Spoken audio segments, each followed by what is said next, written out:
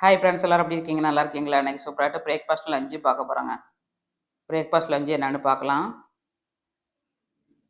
பிரேக்ஃபாஸ்ட்டுக்கு வந்து ரவைங்க, பாம்பே ரவை கண்டிருக்கேன். சுட சுட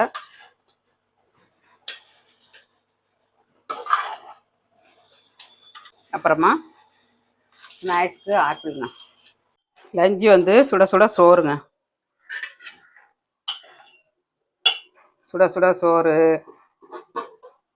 அப்புறமா பாலக்கீரை சாம்பார். ரொம்ப நல்லாயிருக்கும் பாலக்கீரை சாம்பார்.